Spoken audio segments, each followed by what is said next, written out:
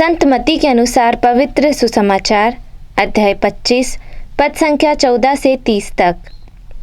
स्वर्ग का राज्य उस मनुष्य के सदृश है जिसने विदेश जाते समय अपने सेवकों को बुलाया और उन्हें अपनी संपत्ति सौंप दी। उसने प्रत्येक की योग्यता का ध्यान रखकर एक सेवक को 5,000, दूसरे को 2,000 और तीसरे को 1,000 अशर्फियाँ दी। इसके बाद वह विदेश चला गया।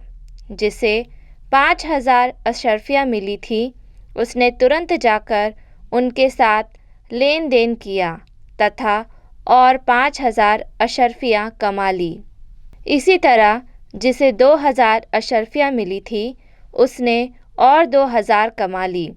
लेकिन जिसे 1,000 अशर्फियाँ मिली थी, वह गया और उसने भूमि खोद कर अपने स्वामी का धन छिपा दिया।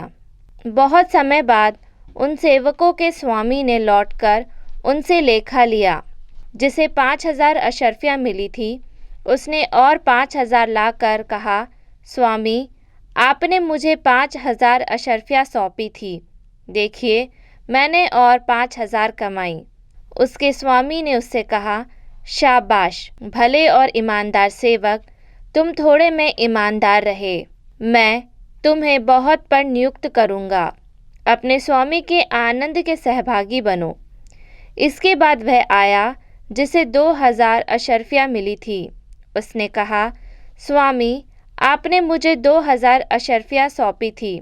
देखिए, मैंने और 2,000 कमाई।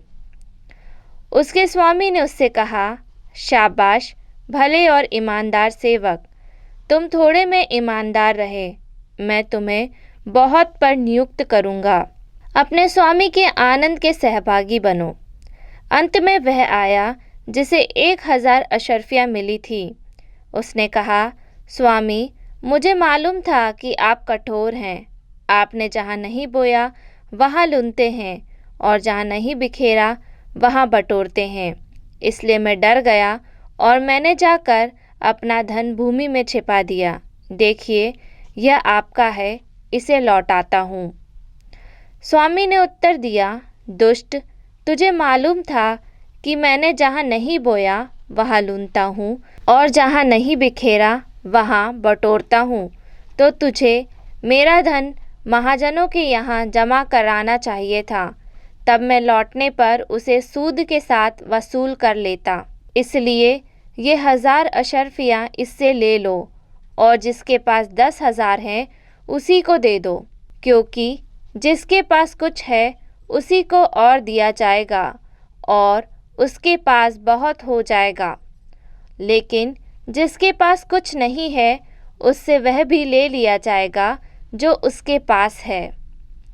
और इस निकम्मे सेवक को बाहर अंधकार में फेंक दो, वहाँ वे लोग रोएंगे और दाँत पीसते रहेंगे।